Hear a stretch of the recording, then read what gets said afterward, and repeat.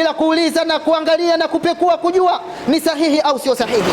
Kila yuwafahamu ya kwamba ndani ya mitandao kuna vitu vya ajabu. Mtu anaweza akakurupuka, ima anatafuta viewers ama anatafuta wafuasi, anakuja na jambo ili na yeye ajulikane. Kuwa na tahadhari katika kuingia ndani ya mitandao ya kijamii. Hawa waliokuwa hai ni watu ambao hawajasalimika kabisa na fitina. Naam, ndio hapo watu wapo tayari kutoa fatwa za uongo kwa ajili ya maslahi fulani, na hilo ni jambo ambalo liko wazi na kila mmoja anaona. Mtu amewekwa mahala fulani, yuko tayari atoe fatwa ambayo fatwa hiyo haiko sahihi, ili tu kwa sababu analipwa au anaangaliwa kwa namna moja am nyingine. Yani yuko tayari kuuza na kuipindisha na kuipotosha haki kwa ajili ya maslahi yake. Alhamdulillahi rabbil alamin ya Rabb, hamdan liman ittaqa hadhihi ad-dunya al-faniya وأوجد لنا الآخرة الباقية وأشهد أن لا إله إلا الله وحده لا شريك له الذي أعد للمؤمنين الدرجة العالية وأشهد أن سيدنا وحبيبنا وعظيمنا وقدوتنا ومصطفانا محمدا صلى الله عليه وسلم عبده ورسوله إمام من قام الله فيه فهو في عيشة راضية صلى الله وبارك على النبي الأمي هادي إلى صراط المستقيم. أما بعد فإن أصدق الحديث كتاب الله وخير الهدي هدي محمد صلى الله عليه وسلم وشر الأمور محدثاتها وكل محدثة بدعة وكل بدعة ضلالة وكل ضلالة في النار أعاذنا الله منا وإياكم من عذاب النار. إخواني في الله أحباب رسول الله أوصيكم وإياي بتقوى الله جل في علاه. على المرء أن يعرف أن الموت باب وكل الناس داخله. يا ليت الشعر بعد الباب ما الدار، الدار دار نعيم إن عملت بما يرضي الإله وإن خالفت فالنار. هما محلان ما للمرء غيرهما فانظر لنفسك لأي الدار تختار. ndugu Waislamu wapenzi na wafuasi wa bwana mtume Muhammad sallallahu alayhi wasallam, baada ya kumshukuru Allah jalla fi ula, ninakuhusieni pamoja na kuihusia nafsi yangu kumcha Allah jalla fi ula. Ni lazima kila mmoja atambue ya kwamba hakika mauti ni mlango na watu wote wataingia kupitia mlango huo. Laiti ungejua kuna makazi gani baada ya mlango huo. Baada ya mlango huo kuna makazi ya aina mbili. Baada ya mlango huo kuna makazi ya kheri mazuri ya peponi kwa yule ambaye aliyekuwa tayari kuyatenda matendo yenye kumridhisha Allah Mola wake. Na baada ya mlango huo kuna makazi mabaya ya motoni na ya shari kwa yule ambaye aliyekuwa tayari kwenda kinyume na Mola wake. Hayo ndio makazi mawili kwa mtu. Hana mtu makazi mengine sio kwa moja ya mawili hayo. Itizame nafsi yako ni makazi gani itaingia na itachagua baada ya kifo.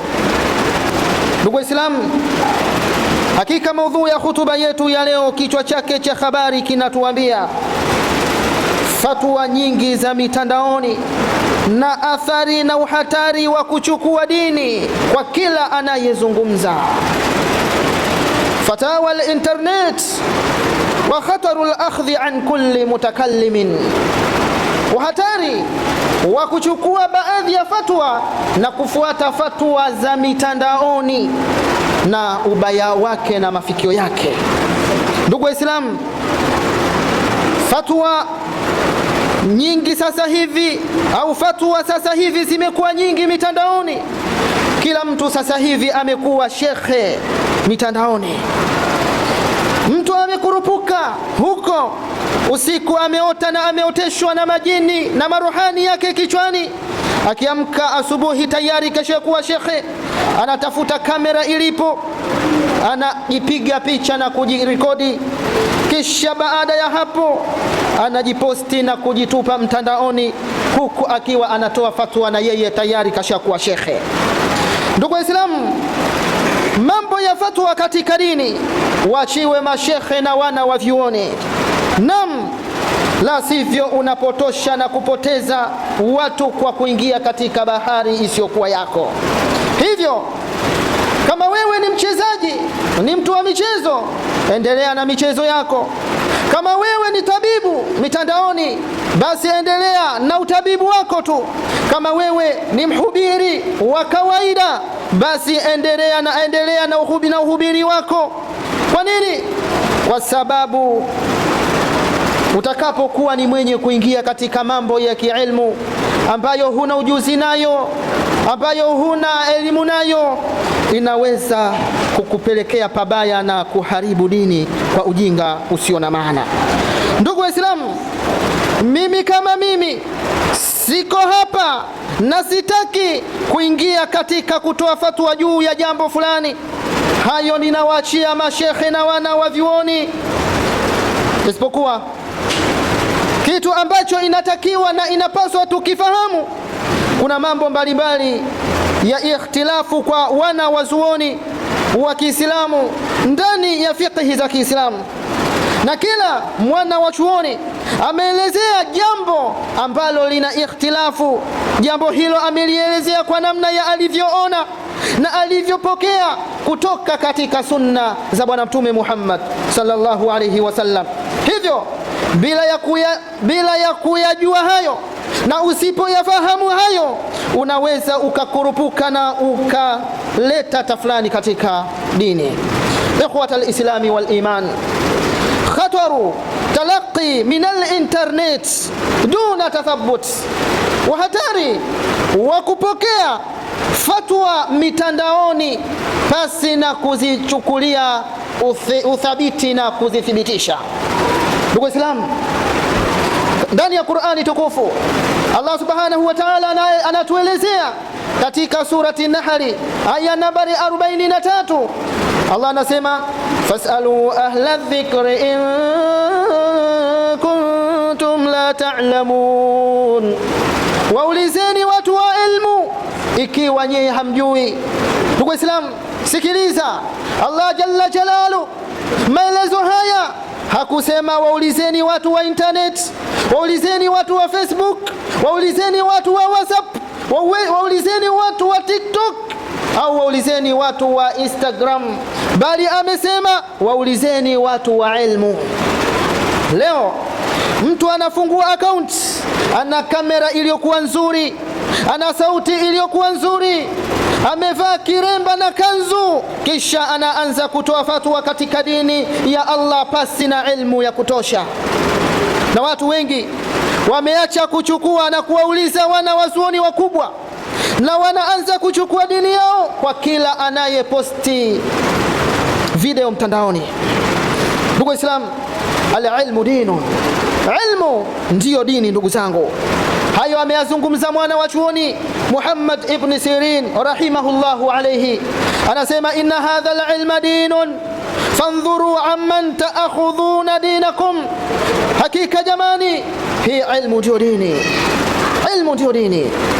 Sio kila anayezungumza kuhusu Qur'ani au hadithi anafaa kufuatwa. Ndugu zangu, na laiti ingekuwa wewe ungepata kuumwa na moyo ndani ya kiwiliwili chako, ndani ya mwili wako, bila shaka usingekubali hata kidogo kutibiwa na daktari au na mtu asiyekuwa daktari.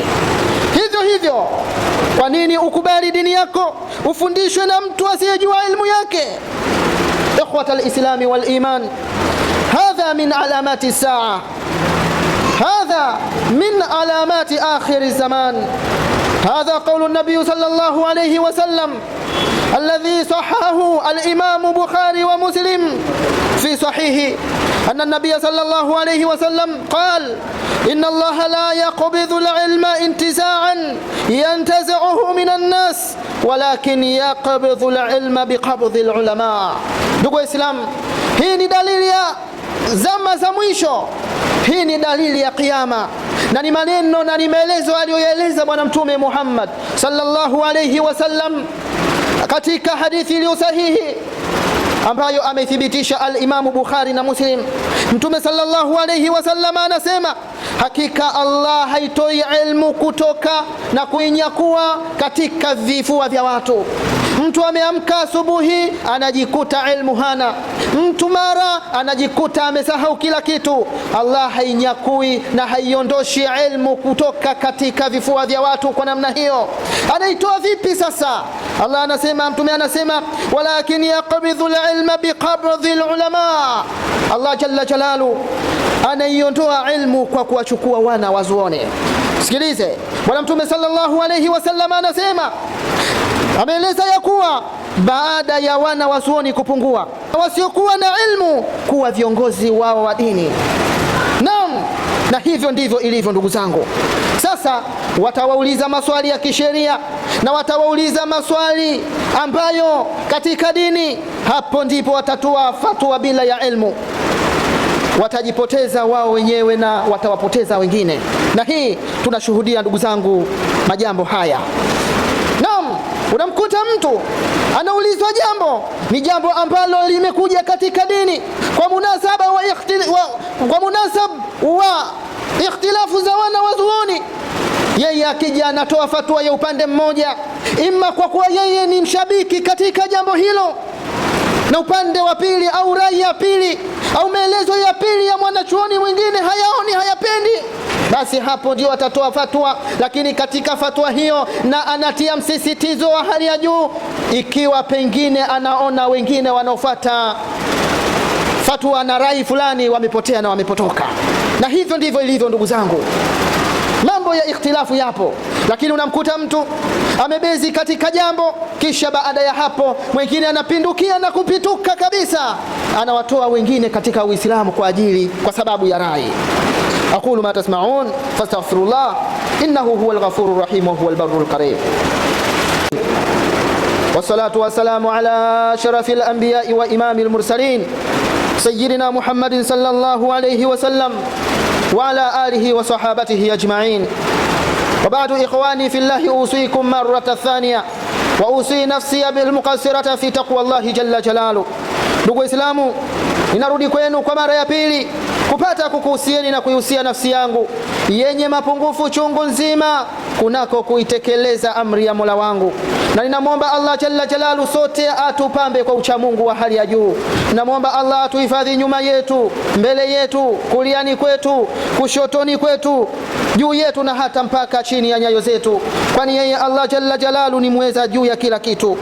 Ikhwata al-islami wal iman, ahbaba rasulillah, adabu talibil ilmi ma'al fatawa, adabu ambazo anapaswa awe nazo na ashikamane nazo mtafutaji wa ilmu, lakini na yule ambaye anayetafuta fatwa juu ya masala fulani. Ni yapi ambayo anapaswa azingatie? Kwanza kabisa azingatie na amthibitishe anayetoa fatwa huyo, je, yupo au hayupo? Kuna watu yeye anaandika jambo fulani katika simu yake, anataka kufahamu na kujua, kisha pata fatwa ya jambo hilo, bado anatosheka na hayuko tayari kuendelea kufanya upekuzi uhakika wa jambo hilo. Kwa hivyo amtafute na athibitishe anayetoa fatwa, je, yupo au hayupo, lakini kujua elimu yake na walimu wake ni kina nani. Naam, wapo watu ambao hana shekhi, hana mwalimu, hana historia, ni nani? Hata shaitani ni shekhe. Ashaitanu sheikhun liman la sheikha la, shaitani ni shekhe kwa yule ambaye hana shekhe. Ndio huyo anayekupa fatwa katika jambo hilo. Yeye ni nani? Elimu yake ikoje? Lakini sila na walimu wake ni nani? Lakini arejee mtu huyu ambaye ni mwenye kutafuta fatwa wana wazuoni wanaojulikana kwa ilmu na uaminifu. Naam, kuna watu ambao hawana uaminifu na ni matapeli mpaka katika masala ya ilmu, lakini na asijengee dini yake juu ya klipu moja ya dakika 2 mpaka 3. Unaingia katika mtandao unakutana na klipu fulani, kisha klipu hiyo ukaichukua baada ya kuichukua klipu hiyo ukaijengea dini yako, au ukaijengea kuwa ndio dini iko katika hali na munasaba wa namna hiyo, bila kuuliza na kuangalia na kupekua kujua ni sahihi au sio sahihi.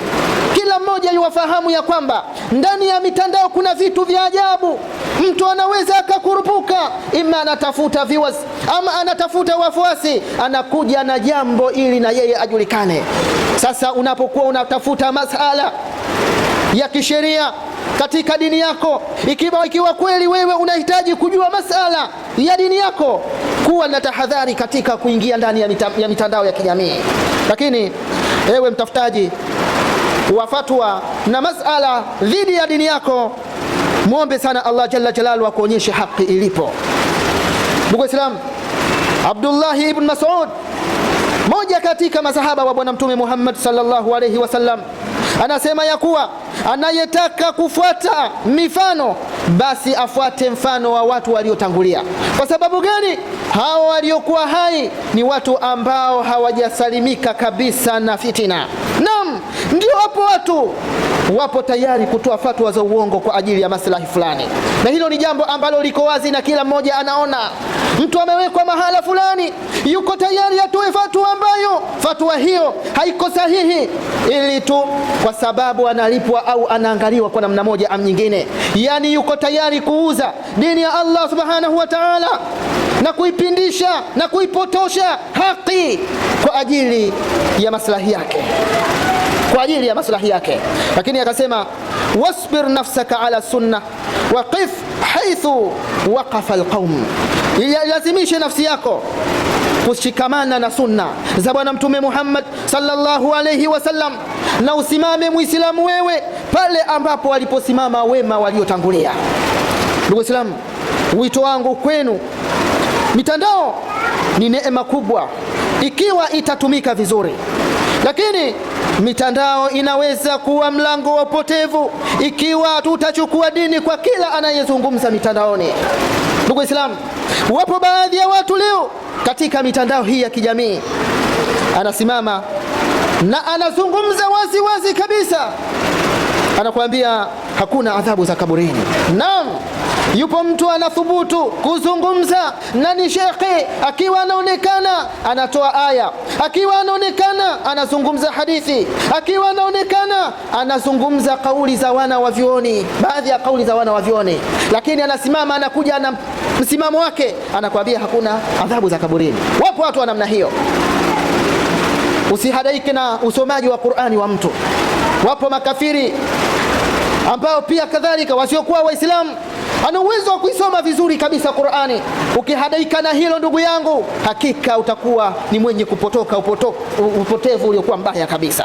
Lakini wapo watu anakuja na anazungumza wazi wazi, anasema hakuna ikhtilafu pia katika dini, na kila anayekuja akiwa ana khalifu rai yake anaonekana mtu huyo ni potofu. Hii ndugu zangu ni hatari kubwa katika Uislamu. Allah subhanahu wa ta'ala anatuambia ndani ya Qur'ani tukufu, ya ayyuhalladhina amanu in ja'akum fasiqun binaba'in fatabayyanu, enyi mlioamini, atakapokujieni mtu na habari ambazo habari hizo haziko sawa, imma habari za upotofu, habari hazina uthibitisho wowote, basi habari hizo zipuzeni, zichunguzeni, muweze kupata uhakika wake. Na katika Uislamu masala ya ikhtilafu, ndugu zangu, wana wazuoni wamekhtalifiana, wana wavyuoni wamekhtalifiana katika masala mbalimbali. Imam Dhahabi anasema lau anna kullama akhta al-alim taraknahu lam yabqa ahadun, laiti tungeacha na tungewacha wanazuoni wote kwa sababu ya kosa la mwana wa chuoni mmoja aliyelifanya, basi tusingebakia na mwana wa chuoni hata mmoja. Hii maana yake ni nini? Maana yake ni kwamba kwanza unatakiwa utambue makosa yapo, na kila mtu anakosea, na kila mwanadamu ana mapungufu, haijalishi ni nani. Hata bwana Mtume Muhammad sallallahu alayhi wasallam mwenyewe pia alikosea. Naam, na huo ndio ubinadamu na ndio sifa ya kibinadamu. Sasa usije ukasema mwana wa chuoni au mtu yoyote yule ambaye amesoma basi mtu huyo ni mtakasifu. Hajatakasika. Lakini Imamu Dhahabi ameelezea ya kwamba wana wazuoni walikhtalifiana. Naam, walitofautiana katika baadhi ya masala, lakini hawakutukanana na wala wanawavyoni hawakuondoshana katika Uislamu. Na ikhtilafu, ndugu zangu, na makosa na ikhtilafu zilikuwepo ulimwenguni tangia zama za Bwana Mtume Muhammad sallallahu alayhi wasallam, na masahaba wa Bwana Mtume walikhitalifiana pia. Naam, masahaba walikhitalifiana wenyewe, kisha baada ya kukhtalifiana wakarudi kwa Bwana Mtume Muhammad sallallahu alayhi wasallama, kisha Bwana Mtume akawa ni mwenye kuwasawazisha, kila mmoja amepatia katika lile ambalo alilolifanya katika masala ya ikhtilaf. Sote tunashuhudia katika vita vya Ahzab, Mtume sallallahu alayhi wasallama alipowatuma masahaba waelekee katika vita hivyo, lakini akawaambia wasiswali swala ya al-asr mpaka wafike mahala fulani. Akawaambia la yusallina ahadun al-asr hatta la yusallina ahadukum al-asr illa fi baiti Bani Quraidha au illa fi Bani Quraidha. Aliwaambia masahaba, mnatoka hapa na mnaelekea huko, asiswali mmoja wenu yoyote mpaka mtakapofika katika kabila la Bani Quraidha. Angalia, masahaba wakaondoka na wakaelekea huko. Walipofika njiani, al-asri imefika. Baadhi yao faadraka ba'dhum al-asr fi tariq, baadhi yao wakaswali, wakaona al-asri imefika na tuko njiani sisi sasa hivi tunaswali, wakaswali. Faqala ba'dhum, baadhi yao wakasema la nusalli hatta naatiha, hatutoswali mpaka tufike kwa Bani Quraidha kama Mtume alivyosema. Sasa wale ambao wameswali wakawaambia wale wenzao ya kuwa lam yuridi nabii sallallahu alayhi wasallam minna dhalik, Mtume sallallahu alayhi wasallam hakukusudia hivyo. Mtume hakukusudia tuache swala ipite wakati wake, hakukusudia tuiache swala kwamba muda unapofika basi tusiswali twende tukaswali huko. Alikusudia tuharakishe na safari na tuwahi tufike kule. Jambo hilo likawa ni mzozo. Baadaye kufika kwa Mtume sallallahu alayhi wasallama, Mtume akawaambia wote wamepatia, walioswali njiani wamepatia, na wale walioenda kuswali kule pia kadhalika wamepatia. Hizi ni ikhtilafu na zipo nyingi ambazo zilitokea zama za Mtume sallallahu alayhi wasallam kwa masahaba dhidi ya masala kama hayo. Leo hii baadhi ya watu wakisikia rai tofauti kidogo huanza kusema shekhe huyu si chochote si lolote. Hii sio adabu katika Uislamu, ndugu zangu. Hii sio adabu katika Uislamu. Hayo ni masala ambayo kila mmoja inapaswa atambue ya kuwa ikhtilafu zipo. Anasimama mtu na anawaaminisha watu ya kuwa hakuna ikhtilafu za wana wa vyuoni na wana wa vyuoni hawakukhtalifiana katika kama jambo fulani. Anasimama mtu anasema mfano, haiwezekani na haipo kuweza kuisoma Qur'ani kuwasomea marehemu au maiti, na anasimama na msimamo huo, na mwingine anakuja anasema inafaa, na asiyesoma na asiyefanya mtu huyo yupo na mapungufu. Lakini kumbe haya ni masala ambayo yapo. Wanawazuoni walijitahidi na wanawazuoni waliweza kuwa ni wenye kukhtalifiana, na kukhtalifiana kwao ilikuwa ni jitihada kubwa kabisa, ambayo jitihada hiyo ni yenye kuwa na mashiko kutoka kwa Bwana Mtume Muhammad sallallahu alayhi wasallam. Tunamwomba Allah jalla jalalu atujalie min alladhina yastami'una alqawla fayatabi'una ahsana. Tunamwomba Allah jalla fi'ala asijalie mioyo yetu ikawa ni mioyo yenye mihemko. Wakati anaposikia jambo basi analichukua jambo hilo bila kulifanyia upekuzi na uchunguzi. Allahumma arina alhaqa haqqan warzuqna ittiba'ah. Allahumma arina alhaqa haqqan warzuqna ittiba'ah wa arina albatila batila warzuqna ijtinaba.